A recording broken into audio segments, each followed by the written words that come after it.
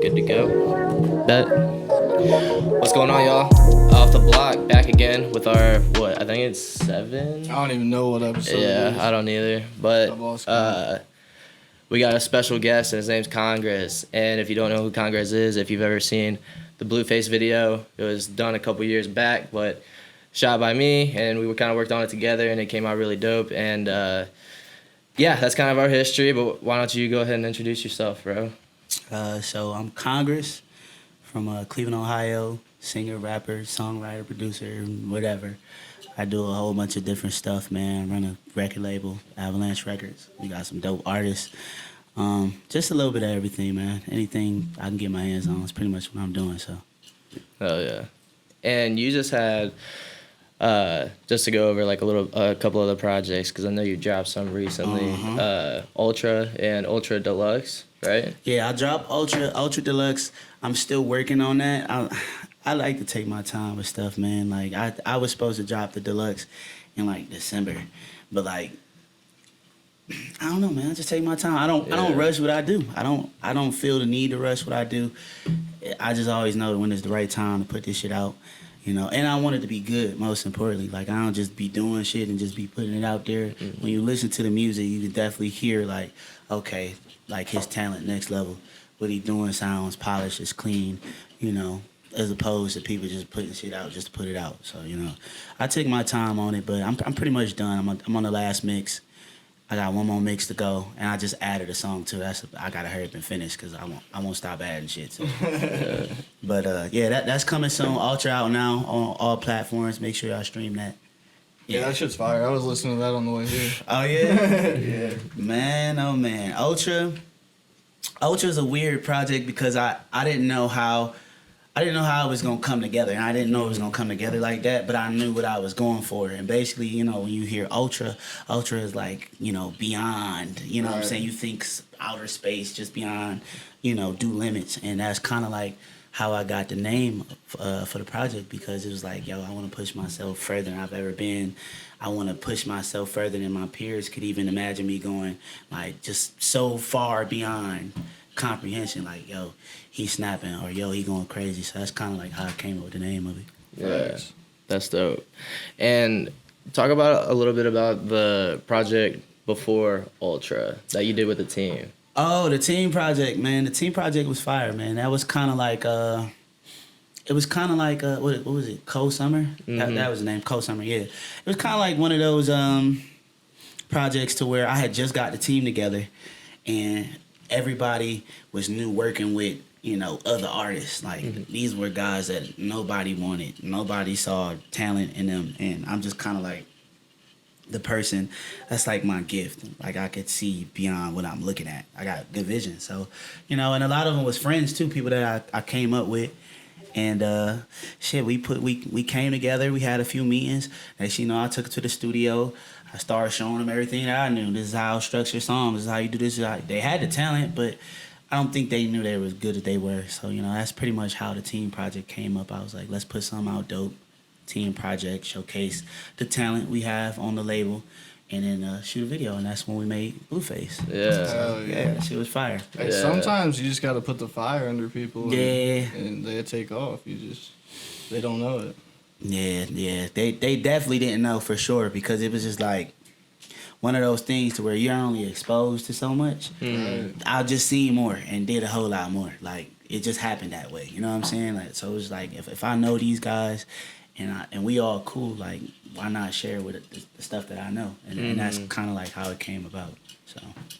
Yeah, and I know you be in the studio with them a lot, just anyways, right? Just chilling. Yeah. Because when I was shooting for BAM, you pulled up and did some shit, and even then, like, even on your Christopher Wallace song, I heard one of his ad-libs in there. The hell not. Like, yeah. Hey, that's dope. Yeah. The funny story about that, so we was doing Christopher Wallace, right? I originally was supposed to put this artist, his name's Peso. I was supposed to put Peso on there. And Peso was just busy. He was just mad busy. Our schedules wasn't aligning. So then I thought about it. I was like, I could put Bam on there, duh. So I was like, because he been wanting to get on something hardcore like that, to where you just shredding on the rap side, barring up. You know, he wanted to do a song like that. So I hit him. he came. We actually cut that at my spot because I got a studio at the house and shit. So he actually came over, and we cut that there, and he did the Hell Nah part. But I was like, bro, why don't you like hold it this time? Like I had him do it a way he never did it before, and he did that shit. He was like, bro, that's hard. So we did that, but I had to shoot the video soon, like probably the following week. But he had some shit that he had to hash out, so he had to be somewhere else. He was like out of town somewhere, and unfortunately I couldn't like put it off. So I kind of actually had to take Bam off the song and do the second half myself because one feature fell through and then Bam was busy, so I had to take him off the song. But I was like, it'd be dope if I could leave his ad-lib. So I'm like, oh, you think it's cool if I leave? He's like, bro, hell yeah. And I left a piece of him on the song, so that's kind of how that went. That's crazy. That's dope. It's crazy because in that song, like, it's crazy that it has that backstory because, bro, you, like, snap the whole fucking time. Like, for real. Like, that's the theme of this shit, though. Like, that's what I'm trying to do every time. Like, I don't want to take a bar off. A lot of people are, like, say some cool shit and then, like, that's it. Nah, I want you to be like, damn. He said this, he said that. You know what I'm saying? Like, cause at the end of the day, like, you gotta wow people, man. So it's just when I do these songs, like, cause I'm originally known for being a singer, but nobody really knew I could rap. So I've been rapping since I was 14, 15. So it's like people didn't know. So I'm on a mission right now to get all the biased people that's used to seeing me in this box and being R&B singer, cause I just hate the term R&B singer because they think like, oh, I'm this dude that fucking I sit in the mirror with no shirt on and I get a boner looking at myself. I pour milk on myself with no shirt. Like I'm not that type of guy. You see, I got chains on and shit. I'm a different person. So it's like I just want to be known as an artist. So this is me making my point, my statement. Like I can do this and I can do it at a very high level, and I probably can do it better than anybody you know. So like, I'm just making a point right now. So that's what that is. Yeah. That's what's up. Yeah, bro, that's fire. I guess talk to us a little bit about like when you're in the studio. Do you have like a creative process that you follow, or you just kind of like vibe out with what you're hearing? Man, my process is stupid. I'm gonna just say that now. Like it's like the most relaxed process like of all processes because I'm not dialed in. I'm not locked in. I'm fucking bullshitting, honestly. I'm on my phone. My brother, he always FaceTime me right when I'm sitting down and recording. Like, because, I record at home for the most part. I usually only go to the studio if I got to take the team to the studio, or if it's like a team thing, or if my manager just like, yo, I want you to come to the studio to cut this record. So, like, that's usually when I go to the studio. But I just be at home on the phone, on YouTube, on whatever, and like I said, I don't even write this shit. So it's like I'm just sitting chilling, and then I cut the beat on. Like, okay, let me see what I can come up with, and the song just kind of comes together. Like it's like a journey. I never know what I'm gonna talk about, what I'm gonna say, like none of the shit written. So it's like I don't know where I'm going until it's done. It's like, oh shit, I'll be a little shocked. Like, fuck, okay, that turned out a lot better than I thought it was gonna turn out, because you just never know until you know. So, I just sit down, and sometimes I might be coming up with like a raw ass punchline, and then I'll hop on Google to make sure my facts right, because I don't want to say some shit and it's like, yo, that's not that don't connect. That don't connect. Sense, bro. Yeah. So that's just my process, honestly. Like a whole lot of bullshitting, chilling, just being relaxed, because it's just me. I don't record with nobody. I record my own, so yeah. It's pretty much the process. It's like a whole experience. Yeah, it is, man. It is. That's why I try to bring people to my sessions. Because when I have sessions at the regular studio, you get a chance to see like, oh no, so he really does just go in there and make this shit up right in front of you. Like, so, hey, man, I work hard at what I do, and I'm only getting better. That's the scary fucking part. I'm only getting better. Excuse me for cussing. I don't know if I can cuss. No, it's fine, bro. Yeah. But, yeah, man, I'm only getting better, so. That's what's up. Yeah, bro. See it, bro. Didn't know if you had any notes that you were looking at, but I could take it over. What studio you normally record at? I seen you're at Spider Studios. I usually go to Spider. That's like home team type shit. Like we be at Spider. That's where we usually go. But we went through quite a few different engineers there. So it's like, you know, we had Drew for, I want to say, a couple years, and then Drew went off into the world to do whatever. And, you know, and then there was another guy, who was it? FaZe. FaZe was there. He used to record at Bulkley. FaZe was there for a little bit. And now we're cutting with this dude named Nino Walker. He pretty cool. But if I'm not recording at home, which is like 98% of the time, Spider is where I'm going to be at. Spider or Connect Studios. So, yeah. That's what's up. I seen a lot of artists started going to the Connect Studios. So you work with Chains? They just moved. They just moved. They're on Lee Road. I forget what city, because I'll just say Cleveland, because it's all Cleveland to me. But they were on Lee Road, but then they moved closer to downtown, if I'm not mistaken. I actually went there. It's really dope. They got the lights, and it's a vibe. Yeah, sure. No, I was there a couple times this year. That's why I didn't know if you work with Chains or not. I know he engineers there or whatever. Man, or do you I bring don't in be your own knowing. people? I popped in. My manager wanted me to come there. See, that's the thing. My manager, love him to death. But he know how I am. I'm so hands-on with what I do, and it's like I'm in a mode to where it's kind of hard for people to tell me to do something, because it's like I know exactly what I want to do. But a lot of the times when people are being directed and told, it's because they don't know what they want to do. That's why they taking the direction. But like I'm a firm believer in some dogs you can't chain up. You know what I'm saying? When you watch, this is a funny reference I use, but when you watch Pokemon, Pikachu is the only one not in the Pokeball. You can't put Pikachu in the Pokeball. You feel me? You gotta let him roam. He don't got no chain on him. He don't got, you know. You look at the Kanye's, the this, the that's, the Jay didn't chain him up. They let Kanye be Kanye. They let this person. That shit is in my DNA. You can't chain me up. You know. So it's like, sometimes you're like, I need you to come to the studio, Con. I need you to come to my world, and da-da-da-da. Like, basically, I want you to come here. I have a record for you. Somebody made it already, but I'm not. I write all of my stuff, so it's like, I'd be like, nah, I got some other shit I'm doing. I'm going to catch up with you, but I fuck with his vision, though. He's a smart dude, very smart dude. And, I owe a lot to him, so, you know, we be hand to hand with shit, but I usually make the majority of my moves, though. Probably 98% of what I do is me.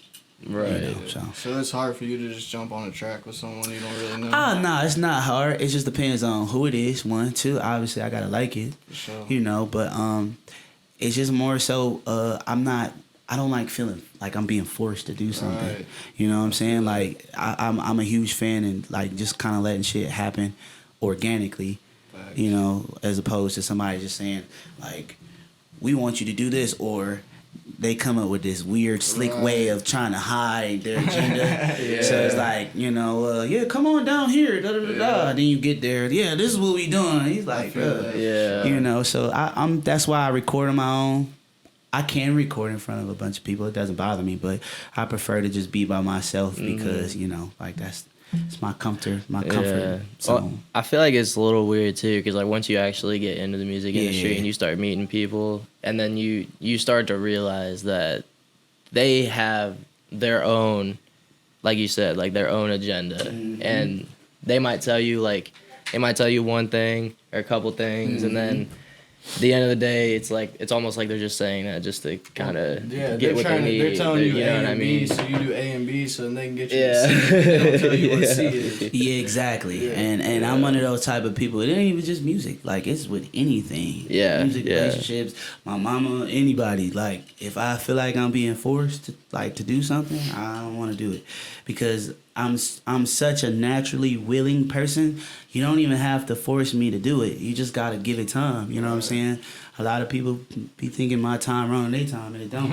You know what I'm saying? Their time don't run on my time. I don't expect that. You know, so when people do that, it's hard for me to just be like, all right, I'm gonna do it, because I'm like too smart to where I'm like 20 steps ahead. Like, you know what? I know exactly what you're trying to get me to do, and I'm not gonna do it now because I know. And you didn't tell me, like, and I know what you know, but you ain't say nothing. So I ain't gonna do it. So I don't know, man. I'm a maniac sometimes. I could be a maniac sometimes, man. So how you feel about the music scene in Cleveland as a whole right now? The music scene in Cleveland. The music scene in Cleveland is dope, but divided, and it's gonna always be divided just because the mentality of a lot of the artists here, man. Like everybody, if you're not somebody's friend, you don't matter. If you don't know these group of people, if you're not clicked up with this person or that person, they're gonna help whoever, Joe Blow down the street. They don't care. Like, this is my friend. You can have a hard song. It don't matter how talented you are. You can have a hard song, and they'll be like, well, let me put my nigga shit on because this shit hard. Like, and then it be trashed 95% of the time, and that ain't even like me hating. It's just real.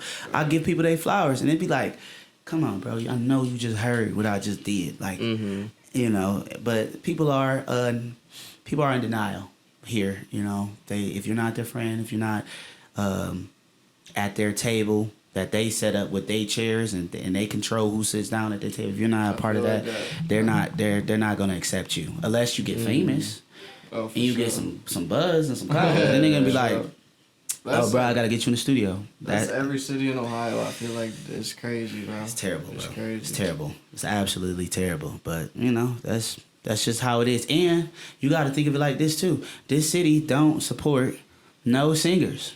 That's why. That's part of the reason why I slowed down with the singing, because there is no backing here. Yeah. They don't care about nobody. Think about it. The little girls now in today's time, they don't even listen to this shit no more. Yeah. They want to hear the hard shit. Yeah. They want to hear about the ops and sliding and that. They want to hear that. There ain't no cheesy R&B music no more, man. Like, hip hop is the number one genre. It's number one over everything because it has everything in it. They making fucking rap country songs. Yeah. Like, Nas made one, and then there's another kid that just made another one that's fire, and that's about to go crazy. You know, they sing now more than they rap, so they R&B singers too. Everything is in hip hop now. Country not as big as it used to be. Pop is not as big as pop used to be huge. There's a new pop singer coming out every year. Kesha, this person, that person. Like, you don't hear about that no more. Hip hop is dominating, and it's all street based music. So it's like, you gotta know your demographic. You gotta know what you're up against. You gotta know how to survive. It's crazy because people would almost like make like pop type songs to then get into hip hop, and now it's like the other way around. Yeah. People make like a hip hop type song to get some buzz, and then they'll go do what they want to do. Yeah. It's crazy. Yeah, the music scene here though is wild, man. You got some people that they rock with you, but even then, like, they still trying to figure it out for them, and it's just like everybody's just kind of like stepping on each other to get over that wall. I feel like it's bro. I feel like it's like that. And there's just Columbus no one. too. I mean, there's no, like, if you go like in Atlanta and stuff, Detroit, like, they got people that have made it. Like, you know what I mean? Like, and there's a lot of them. Like, there's no one to like reach down and just like pull people out of Cleveland. Like, there's no like. The artists that have made it out of Cleveland, they act like they don't even come back. Move somewhere and crazy. ain't came back. But that's the problem. All of those places you named, they all have stuff that they built in those cities to help the artists. There is no major. If all the people that made it here made a label, exactly. You come here if you want to find talent. You come to this label. Nobody thinking about that though, because they think about themselves. So it's like, you know, it is what it is. That's why I go so hard, because if I ever get in a position, I know what to do. I know. See, this is all legacy driven. All this shit legacy driven for me. Like, I don't want to be famous. I don't want a ton of money. Obviously, I want to be financially stable for, you know, me and, you know what I'm saying, the future. But overall, I do this because I want people to remember me. I want to leave a mark, and I know it's better for you to leave a mark and be remembered by helping other people versus trying to help yourself before you help other people, because the more people you put on, they're going to be like, he gave me a chance, and da-da-da-da, I run through a wall for him. And that's what makes you important, doing genuine stuff for other people. So I understand that. So yeah, 100%. So what made you, like, come up with the idea of Avalanche Records? Well, at the time, I had a manager, and I signed like a little deal with I won't say the company, but I signed a little deal with somebody here, and they had some big artists, some of the biggest artists in the city, and they had got a couple guys, a couple Rock Nation deals and stuff like that. So I was signed with some good people, and I don't know, man, that shit seemed cool. And then when I signed, it was like feet got to dragging. 6 months passed, almost a year passed, and ain't nothing happening. And mind you, my manager, he works with high profile artists. The biggest artists that came out of Cleveland, all of them, they all went through him at a certain point, and that's a fact. So he's busy doing a bunch of stuff, and I always tell him, thank God I'm good with moving out without the ball. Mm-hmm. You see the Warriors playing, and you see Steph Curry run through a million screens. He ain't got to have the ball. Clay ain't got to dribble the ball, none at all, and score 27 and a half. You see what I'm saying? Like, because he know how to move without the ball. So, I didn't have to have the ball in my hand, but, I came up with Avalanche basically because I just got tired of waiting on other people. Mm-hmm. I met a lot of people in this time, and ran into a lot of great relationships, and it was like, all right, I know it's time for me to jump off the porch and put this shit to use. So I just started calling all the talented people that had the talent but didn't have the know-how to platform, and I pitched it, and people joined. So that's dope. That's crazy. Yeah. 3 years. It's been 3 years. That's like when I first heard your name too. I don't know, like Congrez, like it's just like a boss name to me. Like you in charge of shit. Like it fits so good, bro. It does. It fits. The crazy part about this shit is like, man, I tell people all the time, like that leadership gene is like, that shit is like in my mama like that. All her sisters call her. You can tell it's just embedded in you, bro. Yes, it's just my DNA, man. It's my DNA. It's who I am, and it's like, that's not something you can make up. Yeah, you can't teach nobody that. No. You gotta have it. You gotta have it. Sure. So yeah, that's how we started though, man. We've been going 3 years strong. It's been people that want to work with some of the artists that I have now. We got people trying to partner with us. So it's like, we established ourselves pretty quickly, but we still growing. Still looking for more talent, good talent. We throw our own events, like we do, and it's like I'm not even trying to make it a music thing. Like, this shit is the tip of the iceberg. Like, I want to make water down the line and do this and do that. Like, I'm building a brand that I could slap on anything and sell it. You know what I'm saying? So this is just the beginning. That's what's like, up. Yeah. I love to hear that, bro. That's crazy. So how many artists do you guys have signed right now? Do you guys have artists like signed to the label? Yeah, we have Bam Franks. He's from Forest City, Arkansas. He lives here now. Crazy. But Bam, Bam. Bam go crazy. You know, he got the Southern boy swag. Shout out Bam Franks. Yeah, big shout out Franks. He don't never got a shirt on. Cause he got all them damn tattoos. But Bam, I've been knowing Bam for a very, very long time. Like I knew Bam, we were like 15, 14, when I first started my music career, primarily as a singer. And I was like, this is when I was doing TV. Like I did BT on 6 and Park 3-4 times. I did local stuff. I've been on Fox 8 a few times. I've traveled, done shows. So like, Bam was around for some of that until he ended up having to sit down. He got locked up, but Bam. Then we got Tilla Dula. I just call him Tilla or Dula, but Tilla is very, very, probably the smoothest rapper I ever heard in my life. He's very, very smooth, and he's got that voice that the mic just hugs. You know what I'm saying? Like, he's got a really, really deep, bassy voice, like, and the mic just love his voice, man. But he's one of those guys that he don't even got to rhyme. Like, he just raps, and he has a natural flow. Me, I'm more of a rhymer, play with the words. Him, he just flows. He's very, very smooth. So we got him. We got Bam's brother, Arkansas. He just changed his name to Lil Uzi, baby, but we got him. And I'm still looking. I don't count myself. I don't count myself, but that's dope, bro. Yeah, man. We got 3 or 4. That's gotta be crazy. 3 or 4, looking for more.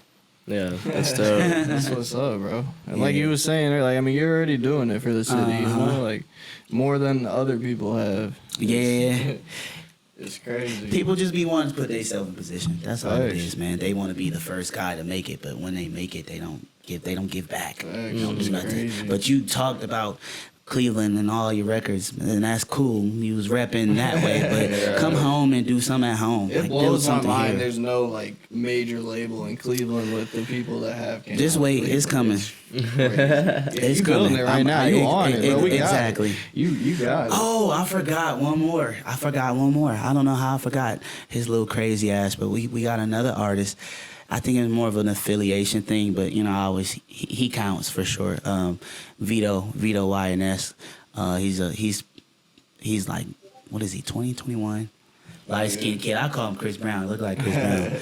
But, you know, little light-skinned pretty boy. The ladies love him, you know. But he do wild, crazy, street, hood shit, you feel me? But he's very, very talented, too. So, you know, yeah, man, the thing I like about our crew is we different. Everybody different. Yeah. We're not all the same.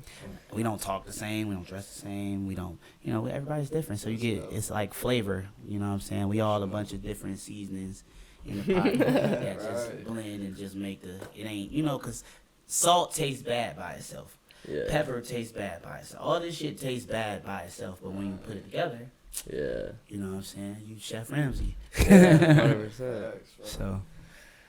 So, go for it, Equal. Did you grow up in Cleveland then? Yeah, I grew up in Cleveland, on the west side specifically, where I had you at. Yeah. When we shot in that neighborhood, that was the neighborhood I grew up in, man. How was that? It was cool, you know. I wasn't born on the west side, but when people ask me, like, where are you from, I tell them west side, no, just because that's where I met all my friends. That's where I became who I am, you know, as a man, and, you know, so on and so forth. But I was originally born on the east side, and where was we living at? We was living on Union, 103rd and Union, and I was over there till I was about 12 maybe, and then we moved. I got into it with my mom, you know. We always had the greatest relationship, so, you know. I wasn't a bad kid, by the way. I don't want y'all looking at me. Motherfucker was doing wild shit. Like, I was a very good kid. It was just, That's what's up. you know, it's complicated early on. I think you're the first one that came on here and said that, for real. Everybody else like, nah, it's bad. Nah, man. I mean, but sometimes people come on and be, you know, they be telling the truth. Some people just be like, yo, this is what rappers say. But, you know, I was a very good kid, man. I was a good kid. Sure. You know, I was a good kid in a crazy place, but, you know, I just focused on being a kid. I love sports. Right. I love to play, you know what I'm saying? I play football. So, you know, I grew up on the East, and then, you know, I ended up moving with my dad. And then when I moved back with my mom, she had moved west. So it was like, that's how I ended up on the west side. So, yeah, but the neighborhood was cool. I used to be at the park every day, just hooping. That's all I did was hoop and play football. That's what's up. And that was it. So, yeah, neighborhood dope, though. Nice. Jefferson Park. That's what it's called.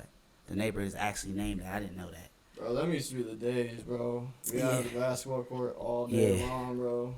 Fucking girls showing up, walking around. That's what it used to, that's what it used to be, man. Like, I used to be at the court like it was a job. Like it was like I was 8 hours, 9 hours at the court. Like I would go at like noon.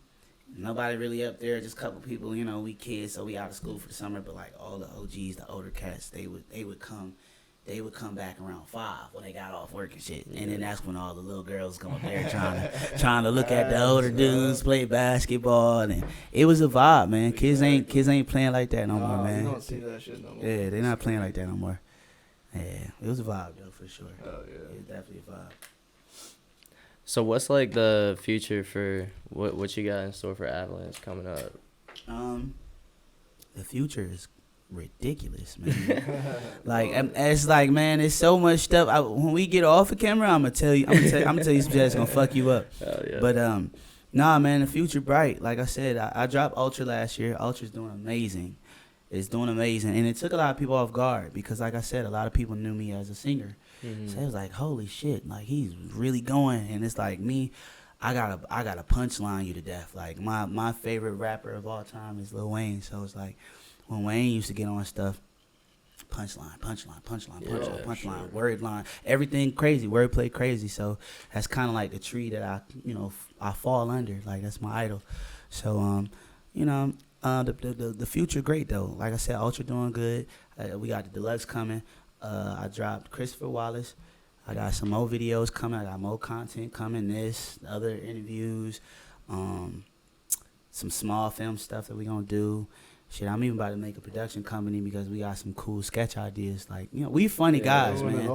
We're funny. Sick. We are funny guys. Bro, like, yeah, y'all need to for real just get like a cheapo camera and just vlog everything. We need to, cause we be seeing some wild shit, some funny shit too, though. You know, we want to show people that we're not trying to fit this mantra. This is like what a rapper. This is the artist. This is what artists do. We just kind of be ourselves. So like, you know, coming up, I might be doing a show and you know, like for marketing purposes, I might shoot like commercial or something. You know, it's gonna be some comedy in that shit. Mm-hmm. Because all we do is fuck around. That's all we do is joke around, talk about each other, jokes, some shit that don't even make sense, but it be funny anyway because your delivery was just fire. Yeah, so you know, we got that type of stuff coming up. Tiller dropping an album soon. We had to cut his whole album all over again. Like we lost all of his work, so you know he had it done, and he been sitting on that album for like 3 years. It's been 3 years. That's crazy. That's insane. But when I tell you, it's so smooth, it's so amazing. Yeah. Like it's a vibe. Yeah, that I told him it's a great backstory. Right. When you sit down and you on the mic and you know you got something to tell people. Like yo, I had a whole album and it disappeared. That's funny. And I had to cut it all over again. And here it is. And here it is now. You know what I'm saying? Like it took me this long, and mind you, I had it for 3 years before. You know what I'm saying? So Tiller got his album. He dropped what was that? The Active 2. Basically his Active remix. It got me on there. He's got the original Active on his project too. So it'll be 2 Actives on there, mine and his, where he did the song by himself, and then the other one with the remix with me on there. So he got that going. There's a video out for that, so y'all can check that out if y'all ain't seen that before. He getting ready to release another single, shoot another video to that. Bam, just planning on dropping singles for the rest of the year. You know, we got the team project, and we got something real special on the team side. And then in the fall, I have Violet, the other side to Ultraviolet, the R&B side. So I have a whole side of R&B for people that want that. You get that. So it's like that's actually a 2-disc project, Ultraviolet. Yeah. Hell yeah. That's like actually really dope. Sounds like y'all got a lot. Clothes. Going on, I got the clothes, the merch coming for Ultra. I got the trucker hats. I got you know, hoodies, when's pants. that coming?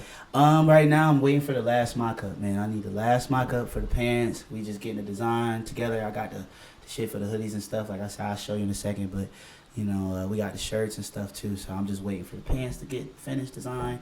Then we can start like going into like a pre-trial of production. Just kind of try some of the pieces out, make sure they come out right, and then start making them through the pre-orders. Now, you go through someone in Cleveland, or are you going through just like online? Or? Yeah, my guy's doing the mock-ups for me right now. That's the cool thing about me. I know a lot of creative fucking people, like people that do a bunch of different things, make clothes, whatever, and like whether it's from scratch, whether it's ordering wholesale, like people that really do it and they're doing well in it. So, you know, when it's time for me to do stuff like that, which I'll probably be doing that too.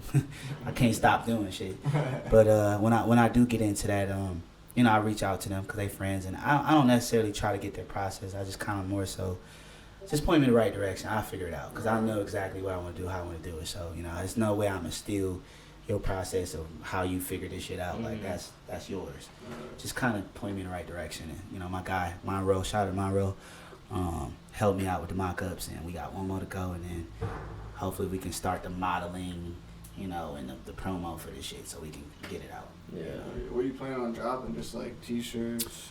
We got the t-shirts, we got hoodies, we got the pants. Now the t-shirts, the hoodies and the pants, I chose the colors orange and blue.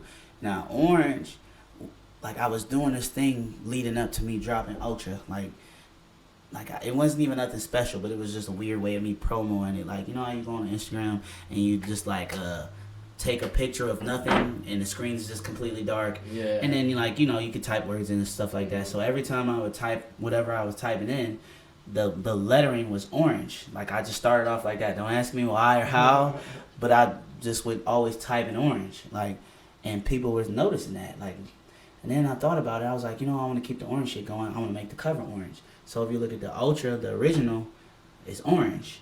And then if you look at the Deluxe is blue. So I was like, all right, well, I want the hoodies and stuff to match the themes of each project. So one's orange, one's blue. And then, you know, we got the matching pants. Then you got the regular black and white tee. You know, if you want to just do that, then we got the blue trucker. So, yeah, man, I got...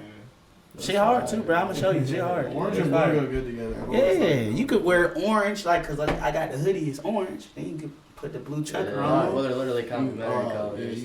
Yeah, they're good to go. Yeah, man. This is going to be hard, though, bro.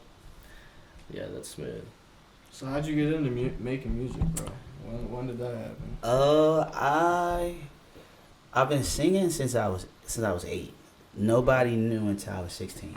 So like, I would sing when I was taking the garbage out, or when everybody was sleeping and I had to do the dishes or something. Like, nobody never knew. And one time I was at my auntie's house, and she gonna kill me for telling the story. She's on the toilet. She's on the toilet, door closed, and I walked past the door humming. And she opened that door while she was on the toilet. Like, she opened the door like, was that just you? And I'm like, yeah. And then in my mind, I'm like, oh, she gonna tell my mama. She gonna tell her. Sure enough, she called my mom so fast. She tell my mom like, oh my gosh, did you know your son could sing? Blah, blah, blah, blah. So when I went back home, my mom and my auntie was there, and they was chilling. And my mom was like, so, you been singing? You ain't telling anybody? Like, let me hear. Of course, like, she's gonna like, let me hear. So I'm like, oh, shit. So I was nervous as hell. I had to sing behind the door. Close the door so I could sing behind the door. And I sung to her, and she cried. She cried, man, because she just couldn't. I found music through depression, though, man. Like I said, I always didn't have the greatest relationships with, you know what I'm saying, like family members and stuff like that coming up. So I went through a lot at a young age, a lot of back and forth. And, you know, that's how I found music. You know, that's why it's very, very important to me, you know, because if I didn't have that, I wouldn't know how to get out how I feel. And music is what made people respect me. Like, I never felt like I was special or I was this or I was that. So it was like I didn't really get the love I felt like I was supposed to get. So it was like, man, music ain't never did me wrong. Like, whenever I press play and get that's when I feel like at home. You know, I get to, if I'm going through a bad breakup, I can talk about it. Most people, they go through shit, they don't got nobody to talk to about it. They, you know, I take a lot of it as it is anyway. Like, you know, I don't put personal stuff out there. So it's hard for me to even talk to somebody because I feel like I can't fucking trust nobody. You know what I'm saying? You could tell somebody something, you don't know what they're going to tell, when they're going to decide to, you know, they could tell anybody from years from now, you might not be cool with them no more, and they, you know, leak the weakest, most vulnerable part of your life to, you know, so it's hard for me to even open up to people. So the fact that I can use music to kind of like dress that up and address that without actually physically have to tell people my business or, you know, my feelings, how I feel about things has been a game changer for me, for sure. Yeah, that's some real shit, bro. Yeah. For sure. That's crazy. That's a good ass question, man. that was actually a very good question. That was a good question. That's crazy. Hey, you had a hell of an answer, bro. That shit. Man, look, I'm the person that talks to himself. That's why I talk so much and why I'm good at talking. Because I used to talk to myself all the time. Like, even still to this day, like, if I get into it with somebody or some shit going left or I ain't feeling whatever, I'm feeling some type of way. Like, if I'm driving in the car, I do the same shit. I literally talk. Bro, I do the same shit. It works, bro. It works. Yeah. Like, I get out what I need to get out, and it's like I'm talking to that person. Yeah. You know, just so if it does happen and I do speak to whoever and like I don't forget nothing, cause you know like you arguing with somebody and you like, damn it, I forgot to say writing something down so you don't forget. Yeah, I forgot. I should have told. Damn, I've been meant to tell them this the whole time. So you pull up now, you're like, yeah, motherfucker, I know exactly what I'm about to tell you. Yeah, that's why I don't shut up. I can keep talking because I know exactly what the hell I want to say, and eventually just, you know, performing and being around a bunch of people over time like helped me with not getting nervous, just actually speaking to people too, or speaking in front of large crowds of people. So, you know. So what was it like when you first got in the studio? When did you like realize like you were actually gonna go make music and not just sing at your house? So basically it was a group. It was a group of dudes. They had an R&B group, and they were all torn all over, you know, the U.S. and it was on TV. They did BET 106 Park, and they was doing a lot. And I grew up with one of the guys in the group.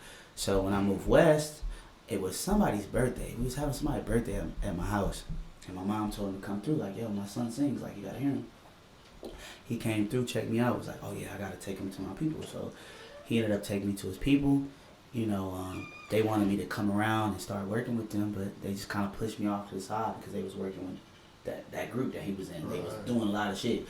So, you know, it was some other lady. She wanted me to join a group or whatever. That was the first time I went to the studio. Like, while they were doing their thing with they act, you know, this lady, she wanted to work with me and shit. Like, so I was in this little group, and she took us to the studio for the first time. It was horrible. It was terrible. Like, it was so bad. Like, that was one of those times where I couldn't take what I was hearing, or I didn't have any vision. So I would go in the studio, I don't even know what this supposed to sound like, and then I'm laying whatever. You know, I'm flat, I'm off key. Like, it was bad. It was really bad my first time being in the studio. But, you know, over time, I started writing more. I got a funny story about that. I definitely want to tell you about that. But, you know, just being in the studio a whole bunch, repetition, repeating it over and over and over again. Eventually, like, I got used to recording. And that's why I knew, like, okay, you know, maybe I can do this. Right. Yeah. That's dope. Yeah. That's dope. Did you ever, like, go to any, like, did you go to college, or did you have, like, pressure to go to college and didn't go, or, like? When I was in high school, I was a hell of a football player. I know y'all probably heard that a million times. But I'm actually really, really good. Even that's the only thing you probably that's probably the only thing you really gonna hear me brag about is that. Like, boy, oh boy, I didn't start off good. I was shitty at first. I was definitely shitty. And I was soft too. I was soft, but you know, over time I got better. And you know, when I was in high school, man, I was the guy. So it was like, you have people in the weight room getting after it. That's what the meatheads was saying. Getting after it. They was the first ones getting hurt. Yeah. First ones with the ACL tear. I ain't never had no wild shit like that. I ain't touched a weight. I always thought that shit was whack. I never touched a weight in high school. But I was nice, and on top of that, I wasn't the biggest kid either. But I was fast. I was very fast. You know, I had all the other skills, so it was just like, you know, it's compensated for me being so small. But, you know, I was fire in high school. I didn't do what I was supposed to do grade-wise. That was another thing. And on top of that, we had a wild coach, bro. He was just, this guy, I don't know where they found him. I feel like they just put an ad out on Craigslist, and they let anybody fill that bitch out, and he just showed up like, hey, I'm here for the coaching job. Because he used to call plays, and then me and the quarterback would just look at each other. Nah, we not doing that shit. He'd be like, look, go deep, for sure. And then he'd just get the ball, take a couple steps, and every quarterback I ever played with, they always say the same thing. I couldn't even see, bro. I just threw it and I knew he was going to get it. He down there somewhere. They just throw it and I go get it. So that was me in high school. I was good at football. I've always been a good basketball player. My mom made me sacrifice that shit, though. She made me give it up because she thought it was soft. Damn, that's crazy. Yeah, my mama crazy. That's wild. Hopefully she not watching this. Hey. But yeah, man, Shout out Mom. I do the sports thing. I was very sporty. I was good at drawing. Like, I was one of those kids that kind of did a little bit of everything. Whatever I wanted to pick up, I could pick it up. That's what's up. Yeah. So do you have anything that you do, like, outside of making music, like anything just to kind of like clear your mind, or? Shit. Chill. Be with my daughter, you know what I'm saying? Be with my family, be with people that's close to me, that matter to me, spend my time with them. Because, you know, relaxation. I do so much, as you guys have heard. So much stuff I'm into. And I'm not only in control of my career, but I'm in control of other people's careers, and you know what I'm saying? We work with other people, like Dante, big shout out to Dante. Dante came out here, like Dante, my boy. He's like, yeah, bro, I'll pop out there with you. Anything I ask Dante to do, Dante, you know, look out. You know what I'm saying? We look out for each other. So, you know, I'll be so responsible for a bunch of other stuff. You know, when it's time for me to chill, bro, I'm chilling. Like, I'm chilling. I'm not out.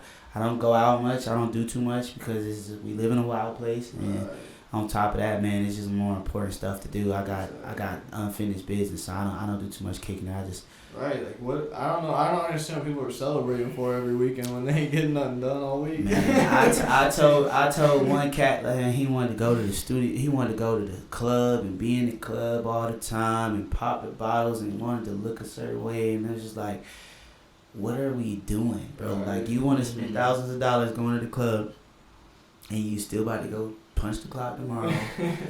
You know, like, you spending more than you supposed to be spending. All to look cool. Like, how about we really, really, like, build the foundation for whatever it is we trying to do? How about we just put the money into that? You know, promotions. Like, I tell people all the time, marketing is huge. Like, You look at the Super Bowl. I was just talking about this shit in the car. You look at the Super Bowl.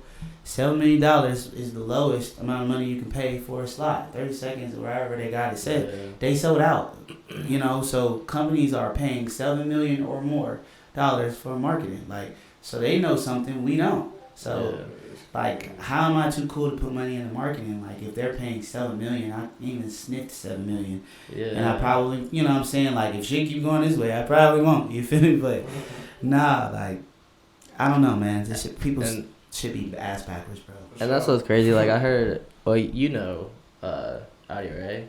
Yeah. And he put up an Instagram story or something one day talking about how he's like, if you are like actually serious about doing music, you need to set aside like $600 to $800 a month just for like promo for your shit. And he right. Shout out to Audio Ray too. That's my boy. He cool, man. Cool peoples. Him and the Invasion crew. All of them. I fuck with all of them. Yeah, they're cool as fuck for sure. Yeah, bro. I haven't talked to them in a while. I've seen what they've been doing. They've been active, but I ain't talked to them in a minute. Cause you active too, man. You trying to do your thing. You got the podcast. You got the little show going. You trying to put together for the town. Yeah. You active too, man. Yeah. Speaking about that, before I forget, Off the Block, July 22nd. It's fucking going down. It is fucking going down. Dottie Line's headlining, and then we got a couple artists from Cleveland coming down, performing, and then we got some local artists, Simple and Kench, and doors open at 8 o'clock. Yep. Yeah, that's definitely gonna be dope that y'all even putting together stuff like this. Like, this is what's needed. Like, right. Cleveland they're not doing any of this anymore. They used to do showcase all the time, man. Like, that's why I just like, you know what? I'm gonna throw my own shows too, and I've been throwing my own shit since, and you know that I could take a piece of content from that show and repost it and get reaction all over again because it was effective that time that we did it. So we about to do some other shit too. Yeah, man. and that's like another thing too. I feel like because I've been to a lot of showcases and I've been to a lot of shows at this point now, like too many to fucking count. But one thing we wanted to do was make sure that everybody that is coming, that is performing, we like them. You know what I mean? I feel like we got a pretty good judge of character as far as like how quality music how you can tell when they're putting a lot of effort into their craft versus just like bullshitting it. Because I feel like you also have people that are trying to get on stage that maybe like just aren't really ready yet. Yeah. You know what I mean? Yeah. And so you just we were like, let's just sit down, let's just hand pick them. And I just happen to know like a lot of these cats just from filming and shit. Yeah. That's what's up. Yeah. It's just, we're trying to make it really high quality. We're trying to brand everything. So it's, when people hear the name Off the Block, it's like that shit. Like, you know what I mean? Like, you know what's up. So. Nah, that's good, man. That's good. Like I said, this is what's needed. This is what's needed for the scene, for the city, for the state. You know, we're a small market place. Yeah. We got so much talent here. Bro, so much. It's crazy. If you go through all of Ohio and you put all the bias and the sides away, and you could grab everybody from every city, Cincinnati, Cleveland, Columbus. Cincinnati got some, Bro, it's crazy, bro. There's some, it's crazy. I listen to like 90% nowadays Ohio artists, and it's crazy, bro. Like, it's all ego driven though, bro. People just gotta drop their egos. That's all it is. It's all ego. It really is. It's crazy. Yeah. It's crazy when you get deep into it because then you realize you're like, holy shit, like these people actually are like this. You know what I mean? It's like, it's wild. Yeah, man. Hopefully people could stop doing that weird shit and just stop. You know, it ain't no. Man, somebody play. I tell people all the time, somebody play me a record, I don't need to play my song after that. Oh yeah, bro, listen to me. Right, I'm gonna let you have your moment. That's your moment. I'm gonna let you have that. I don't want to take nothing from you. I don't want to make it seem like, okay, I'm sizing you up, or oh man, I feel like you got one off, I gotta get you back. Nah, bro. Even if it's your moment. That's facts. Even if, bro, it was like everyone was mutual enough to just like throw some reposts and shit, throw it on the story. If it was even, like, you know what I'm saying? Like, it could really be something special. Yeah, people be shiesty with the repost. It's crazy. They gonna repost some hot garbage, though, man. You put something out crazy, they like, They gonna pretend like they ain't see it. Like, keep scrolling. Like, oh, that's nice. Keep scrolling. Like, damn, can't even get the repost. You know, we gonna turn it around, It'll man. happen, bro. Just start We're somewhere. coming. It's starting, bro. It's coming. Yeah, that's why I showed you Christopher Wallace thing a couple times. I'm just like, dude, this is like too hard to not. You know what I mean? Like, and that's what like when I first seen it, I was showing him and I was showing all my buddies. I'm like, dude, this motherfucker. I'm like, this is crazy. I appreciate it, man. I work hard at it, man. I work hard. Funny story about rapping. Like I didn't start off rapping. I had to teach myself. And you know, when I used to go to the park, there was one cat. He was like my rival. Like I just moved over there, and my first day at the park, I had to play basketball against him and his friends. I'm busting his ass. I'm busting his shit. They're like, damn, new kid getting off on you. Like, then you fast forward to the next year, he come back. He was in the lab. His game was different. He had a jump shot. You couldn't pay him to lay the ball up no more because he was shooting it from three. He was making it off balance. Like he was like playing. He was kind of like Kevin Durant-ish. You know what I'm saying? Like he was nice with the jump shot. And you know, like after basketball, they would all like huddle up, and I'm like, what they huddle up for? I go over there and shit. What the fuck they huddle up for? Like, you just hear somebody rapping, and you look in, and it's him. And he was nice. Like he was nice. And I was like, oh, I can rap too. Went home, garbage. First rap I wrote, first hundreds of raps I wrote, terrible, to the point where I sacrificed an entire summer to not going outside, not going to play, not going to the park. People stopped seeing me. And, you know, we had this little old Dell laptop computer that my mom had. You know, I took a computer mic. It wasn't even a microphone, like a recording mic. It was a computer mic. Rocketfish was the brand, actually. Took a little computer mic. What was it, Audacity, or that's whatever they call it. That's what I was cutting this stuff on. And I was just infatuated with the recording process. Just, damn, I could rap into this mic. And then all of a sudden, this shit is on the music. Like, I didn't know where studios was. I didn't know nothing about nothing. So that was fascinating to me. And it just got to the point where I just kept writing. And I came out with a mixtape. Me and my brother was like, fuck it, we doing this too. Fuck it. Did a mixtape. That shit was fire. And it actually got dude's attention. He was like, that's you rapping? Like, oh yeah, bro, you nice. And I was like, he don't even know this shit started because of him. That's wild. You know what I'm saying? Yeah, so that's the backstory to me rapping. That's crazy.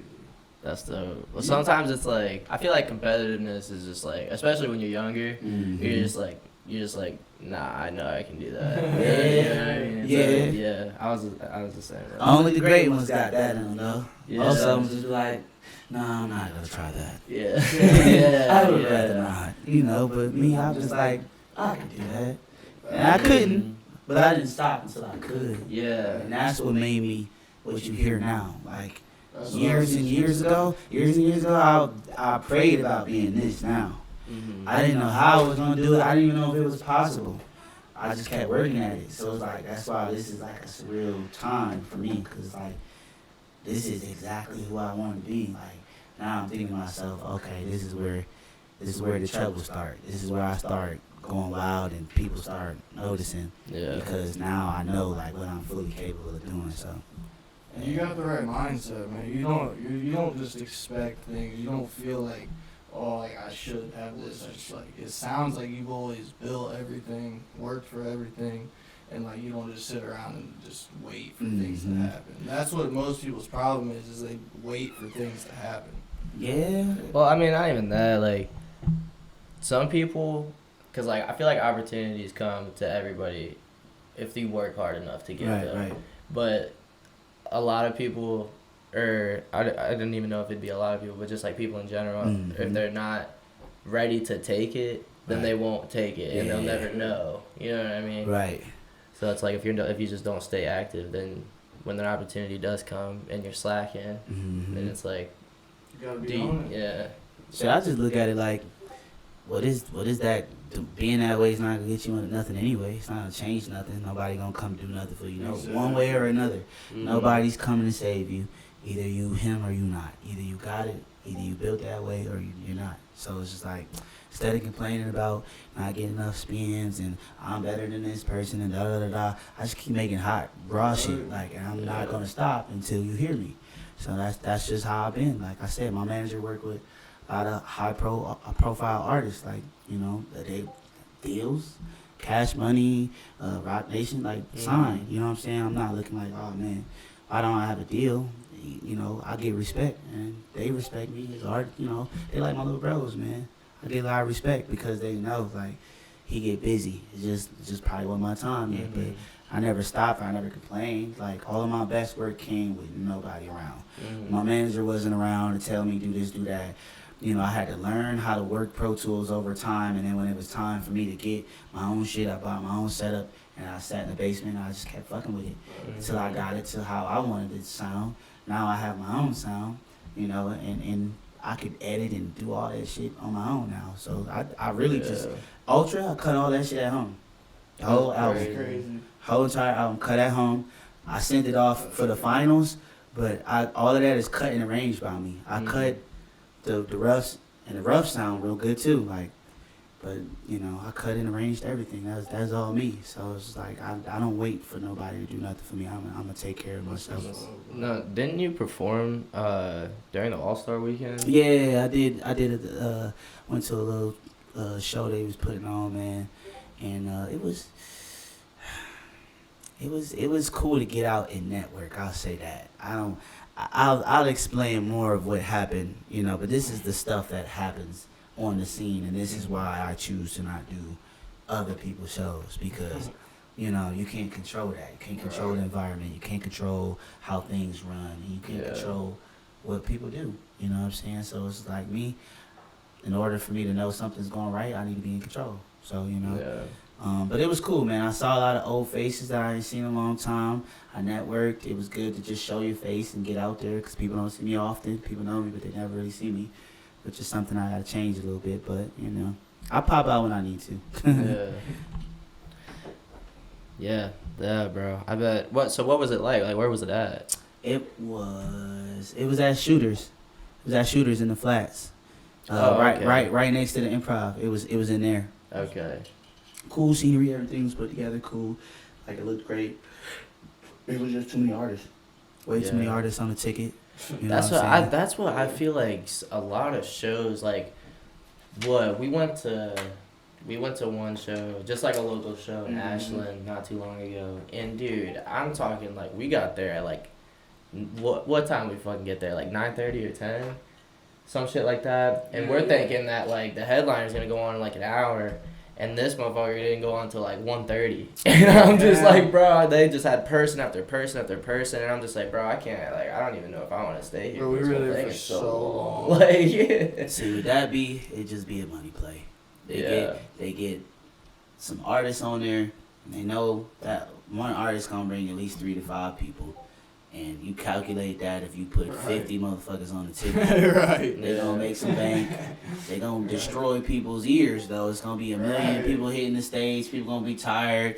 You know, people gonna be leaving. But as long as they get their money, that's what it be about. So it's like, I don't want to be a part of that. Yeah, that's like that's like such a shitty way to look at it, because that's what, like, I feel like the opposite of like what we're trying to do. Such a shitty. It is. It's because then nothing turned like.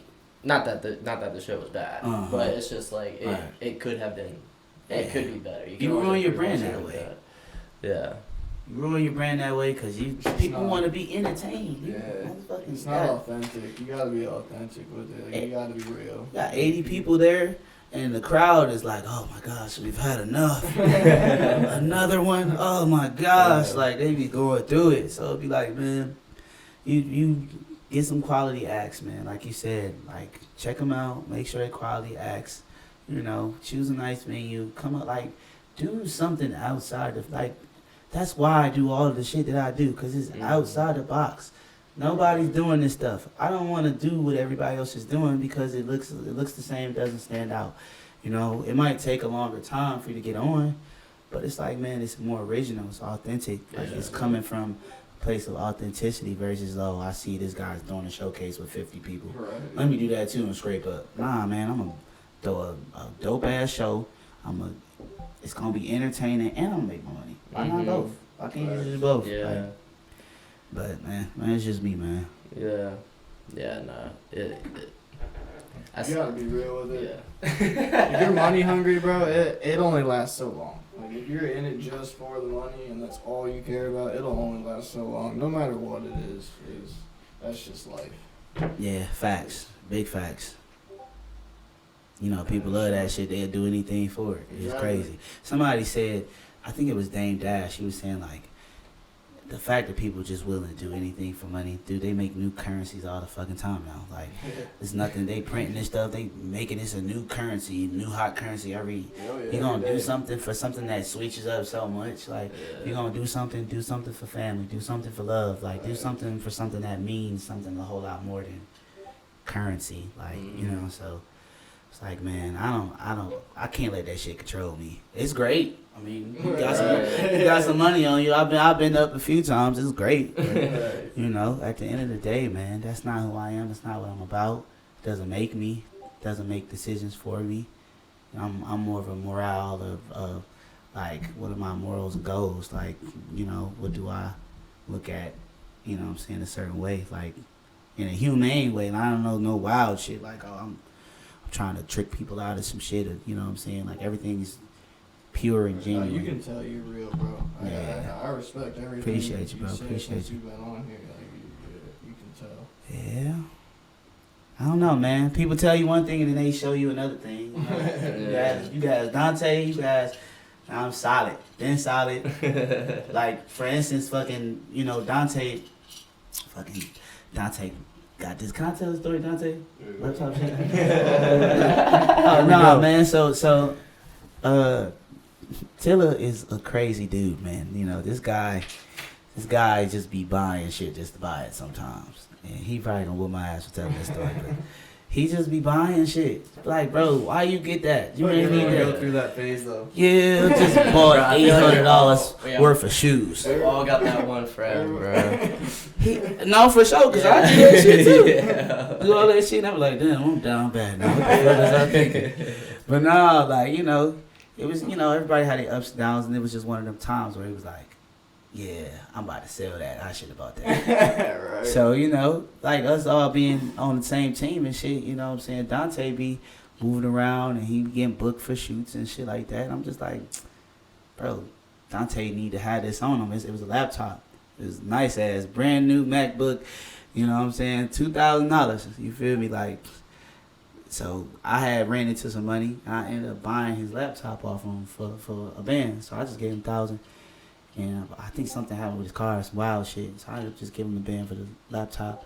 And I just gave Dante the laptop. I just gave it to him, like, for free. Here, like, this is yours. Like, this is something I know you're going to be able to utilize. Something that you're going to be able to, you know, I ain't come asking for nothing, have I, Dante? Nothing. Like, Dante do his thing, man. He has his own brand. And that's what I try to tell a lot of people on the squad. Like, you're affiliated with us, but you still have you. Yes. You know, it's not they see you and they just see Avalanche. Like, nah, man, this is Dante, man. He got his DW3. You feel me? He got his own shit. You know what I'm saying? And Dante be working with some good people, like, you know, people that's plugged in with some people. So I don't want to stop nothing that he doing and nobody else doing, but, you know, I just lead by example. So I gave him that laptop. Hey, here you go, bro. Like, do your thing. I forgot all about it. Yeah. He just so happened to be sitting there. You know, but let's try to be genuine, man. That's love, bro. That's crazy. Yeah. That's what it's all about, bro. For real. When it comes down to it. People be moving so crazy, man. You just be like, I don't even see how you built that way. Like, how are you? What is driving you to do that weird shit? Like, that you gotta just play these mind games and you want to snake people out of stuff. Like, people don't understand when you finesse a situation, you can't go back after that. The whale off. So now you gotta find another situation. And it's like, too, I feel like a lot of people that do that shit don't even realize that they're doing it just because they're so used to doing it. That's fucking sick. Yeah. Like, bro, that's just how they move every day. And so when, like, an outsider comes in, like, I ain't gonna get specific, but like, oh, for sure. But like, when an outsider comes in, you can just sit there and just like look at this shit, and you're just like, bro, y'all don't y'all just don't got this down pat. Like, you just ain't doing it right. You know what I mean? Like Like, be on that brainwash yeah, and shit, bro. like, They be having their whole circle brainwashed, bro. Yeah. It's crazy. And they just So you build. can tell it shows a lot about your character and shit. That you put that on your people to still build their own shit. Yeah. Just still. I want you to have your shit, Yeah. like, because I know how it feels to be an artist, like, of any form. I want to own my shit, Right. you know. In my situation with all the artists, you know, I won't get into specifics, but, you know, everybody owns a very, very, very large portion of what they do.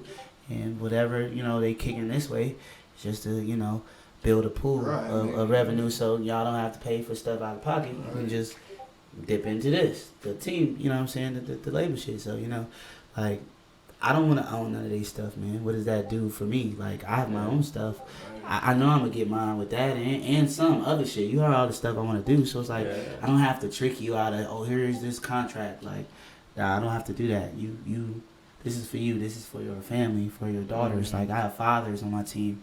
I'm a father, you know, so it's like shit about family, like building a culture, getting people to understand this is a family atmosphere and we're going to look out for each other. I done put gas in cars. I done bought outfits for shoots. I done bought shoes. I lead by example, though. So that's what gets me the respect that I need to get for people that if I want to say something, people listen because it's like, you know, I respect him. So a lot of people go the weird way of trying to get the respect by just telling people to do stuff, but they don't do nothing. You're not doing nothing for nobody to follow you. You don't do nothing valiant. You're not, you know, looking out. You don't have that in your heart. You feel me? You just want to be that just for the sake of being that. Exactly, bro. So That's real shit. yeah. That's real shit. yeah. Yeah, it really is, bro. But we're at an hour and 6 minutes, so, I mean, if we're cool to wrap it up. If you got anything you want to... Shit, I ain't got too much to say other than Ultra, the album out now on all streaming platforms. You can follow me at Congrez Official on Instagram. I believe on Twitter is _Congrez. I gotta change that. It'll all be Congrez Official. I'm kind of rebranding, but you know, follow me on everything. Christopher Wallace out now. The video, not the audio. That's on the Deluxe. Deluxe coming soon. Till the album coming soon. It's a lot. Avalanche Records. Follow the team page. And that's that, man. Yeah. Appreciate y'all for having me on, man. Yeah, bro. For Oh sure. yeah, oh yeah. Wait till we turn these cameras and this mic off. I'm about to. Y'all gonna be like, holy shit. Yeah. You got me excited already. Oh, for sure, man. Appreciate y'all for having me on. All right, I need everybody to go buy tickets for this show, because if not, you're gonna miss out and you're gonna be sad. So Yeah. go online and buy your tickets. Under 100 left. Don't sleep. Make sure y'all pull up. Appreciate outside. y'all. Appreciate y'all though. Love Turning you it guys. up. Links in the bio. In the description. We're on YouTube. But, alright, we out of But here. yeah, man. All type of shit, bro.